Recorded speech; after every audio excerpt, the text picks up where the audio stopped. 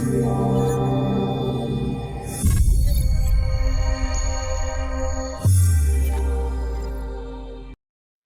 guys, welcome to the Paint with Lovejoy website. This is the place for first-time and beginners to get comfortable with the painting process. If you have never painted, I am definitely the teacher for you. I will give you permission to play, to create with your hands, and I do consider this adult kindergarten, where you get to make memories with yourself or with loved ones. And you will notice that creative time is something that you will reference for the rest of your life. I do encourage you to send me photos of your paintings. And when you're done with my YouTube videos, please check out my Paint Your Pet course for even more in-depth and kind of my signature class. It's a lot of fun. Before we get started, I want to say thank you for being you. And I also want to give you permission to play today. I'm going to encourage that you take a lot of progress photos, and I do recommend that you turn off your distractions. Put your phone on mute. Please know that mistakes will happen. We call them happy accidents. And I'm going to encourage you to breathe throughout the painting process. Here are your recommended supplies and the colors for this particular video. This video also has a traceable, a line drawing at the beginning, and you can either purchase the traceable and transfer, or you could pause the video and draw it freehand, whichever you feel comfortable doing. Again, progress photos are important. And I'm going to encourage that you pause and play the video as much as you need and rewatch anything that you want. Now let's go ahead and get started painting. Okay guys, I do recommend taking that first progress photo just to get it started. And we're going to be using the medium flat brush and a mixture of yellow and white paint. Now I do recommend that you apply your paint a little bit thicker than you may be comfortable with. If you can see the texture of the canvas, apply your paint thicker. Remember to breathe. You may be holding your breath right now. That's okay. That kind of happens with my first time and beginner painters. And another tip, if you happen to overlap these lines from the traceable, that is okay. So don't feel like you have to stay on the other side of the lines. So again, I recommend pausing the video, taking another progress photo. We're going to be doing a yellow and white mixture, just like you were just making, and then add a tiny amount of orange. If you want to go brighter orange or you want to switch out colors for anything today, please feel free to do that. This is your painting, and I want you to use this as just a guideline to the process. Now you can see where the two colors meet. You can kind of overlap those a little bit. And we're going to go back to that original color and add a little bit more orange. So you want to go a little bit darker than what you were just using. So if your color is a lot more orange than what mine is on the video, I want you to go 2 shades darker than that. And again, totally okay if you do not fully match the video. And there was another prompt for a nice progress photo. And we're going to clean the brush and still use the flat brush using white with a little bit of red. And this is going to make a light pink. And again, your pink can be lighter or darker than what is on the screen. It does not matter. Where your colors, where your pink and your orange or your orange and your yellow meet, if you kind of overlap the two colors with your brush, that helps for some of your transitional blending. So kind of play with that. Again, another place to take a progress photo. And then now we're going to move into light blue. So pulling some of that white aside, a little bit of blue goes a long way to make a light blue. And just like earlier, if your blue is lighter or darker than mine, totally okay. And again, at any point, if you need to pause the video and go back and rewatch something or re-listen to my words, please take this video at your pace. This is not a race. This is here for you to have fun. So we're going to do the same thing with that shade of blue, go a little 2 shades darker than what you were using. And that is just adding a little bit more blue pigment to the mixture that you made. And here you can see where the darker blue and the lighter blue meet. Again, with that light pressure on the brush, overlap those colors and you'll kind of make an in-between color. And this is what we call wet on wet blending. And you can only do it while the paint is wet. You're doing a great job. Be kind to yourself. Here we're going to use some of that direct blue, slap it on there, and then again, just go back with that light pressure and blend that darker blue into that medium blue. You do have full permission to change anything, add more colors, play with the background, do anything that you want to make this painting your own. This is another good spot for a progress photo, so at any point, feel free to do that.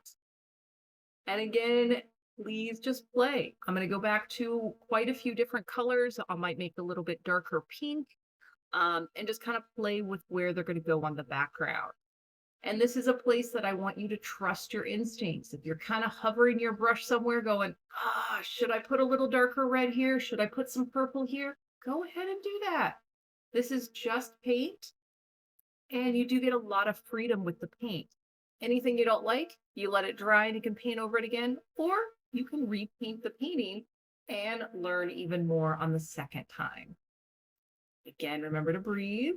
And here you can see I'm going in with a little bit more of the darker orange.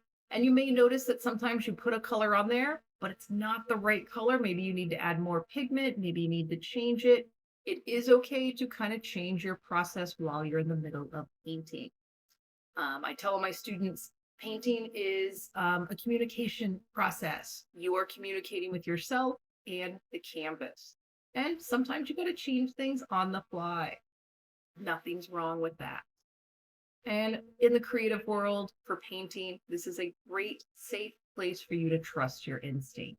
And the more that you can trust your instincts here, the more likely you are to trust them in other areas of your life. So take that progress photo. I'm going to pause the video, let your paint dry for about 15 to 20 minutes, and then resume the painting after my little paint your pet ad. You can forward through, or you can listen to what I have to say. So my Paint Your Pet class is a lot of fun, and it is perfect for first-time and beginner painters. Very easy, logical steps for you. I have been teaching the Paint Your Pet class for over 15 years in various locations as well as online.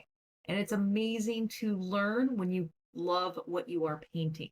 So please check out the paintyourpetcourse.com and use the code THANKS for 10% off when you are ready. Again, I have in-person workshops and online. And for the online course, you can paint as many pets as you want or your favorite animal in that time frame. You will impress yourself and you will impress your pet. Again, the steps are easy and logical, and you will be amazed at what you do. So please check out this little demo. It's a very fast demo. You will not be painting that fast, but you'll see how you get to kind of build it. And then the best part coming up is all the pets with their photos, with their paintings. And I do ask all my students to send me these. These are just awesome. Look how happy those pets are. So I do encourage you to check out the paintyourpetcourse.com. So now let's go ahead and get back to your painting. I want you to look at your painting from across the room about 10 feet away and notice how it looks different from that distance. As you paint more, kind of get in that habit of looking at your painting from across the room. Everything looks better from a distance.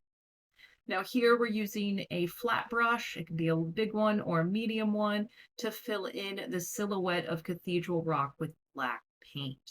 You are more than welcome to switch out colors if you want to do purple or a mixture of colors or shades of brown or red, whatever you want to do, please go for it.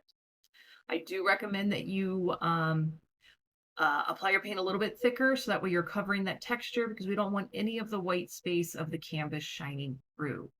So you do want to apply enough paint.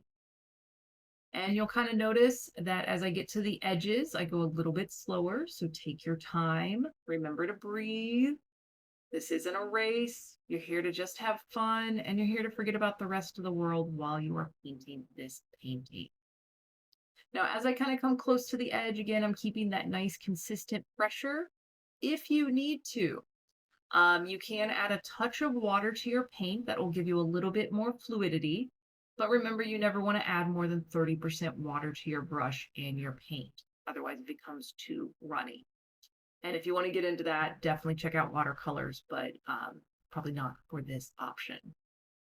So again, we're filling in that space. If you need to switch to a different brush, feel free to do that. I will be switching to the small pointy brush for the formations in between, in the middle, in between the bigger formations. If you're finding that your hand is kind of shaky as you're going to apply the paint, that means you're holding your breath. So if you exhale as you touch the brush to the canvas, that's going to steady out your hand a little bit. And in some of these smaller spaces, sometimes adding that little bit of water to your paint helps with the fluidity and makes it a little bit easier. You're doing a great job. I'm really proud of you for taking time out of your day to get creative. I hope you're enjoying the process. I hope you have forgotten about the rest of the world for a little bit while you paint this. The world will still be there when you're done painting. Um, but right now, this is just a nice way for you to be creative in your day. If you want to add anything extra to this, if you want to put a hiker walking up the side of the mountain, if you want to put birds in the sky, anything you might want to do, you have full permission to do that. Again, I recommend another progress photo. I believe I'm going to have another tip kind of pop up here. Here we go. Again, play with anything that you want. Make this painting your own. I'm going to go in with the pointy brush and add some birds in the sky. And that'll kind of be my final thing for this painting. So again, great job. Thanks so much for hanging out with me for a little bit. Please don't wait too long to hang out with me again and do another painting or to check out my Paint Your Pet course. You did awesome today. So again, thanks for painting. Thanks for being you. Please send me your photos of your paintings. I love seeing those. You can tag me or email them to me. And again, check out the Paint Your Pet course, check out that discount code, and have a lot of fun painting. There's going to be another little promo here, and I will see you guys next time. Cheers.